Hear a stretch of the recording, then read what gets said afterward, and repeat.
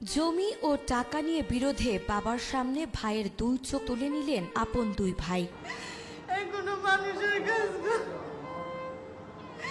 এটা কোনো মানুষ করতে পারে না।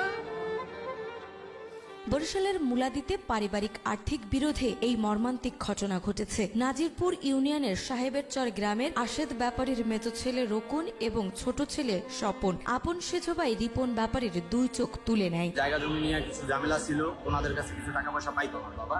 তো এইগুলোর ঝামেলা মিট করার জন্যই আমার বাবাকে ফোন দিয়ে নিছি।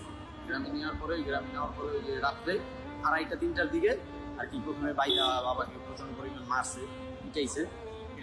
পরবর্তীতে আর কি যেটা চোখ উঠাই গেছে।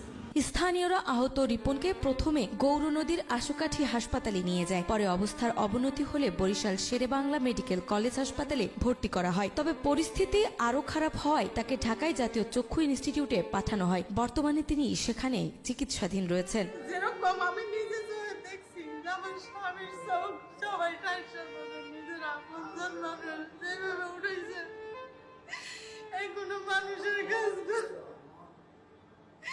এটা কোনো মানুষ করতে পারে না।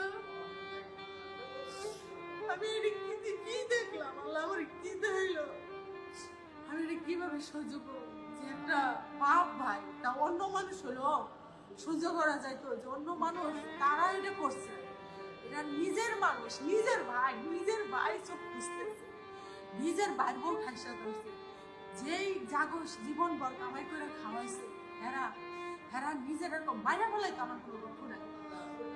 যদি কোনো অন্যায় করে থাকতো তারা মাইরা ফেলাইতো, তার এই শাস্তিগুলো কোনো মানুষের দ্বারাই যেই শাস্তি হেরে দেওয়া হয়েছে। ওখানে ছিল হইল গিয়া আমার বাবার আপন ভাই মেজো ভাই রোকন ব্যাপারী, আমার বাবার ছোট ভাই স্বপন ব্যাপারী, এবং কি রোকন ব্যাপারীর ওয়াইফ ছিল, রোকন ব্যাপারীর মেয়ে ছিল।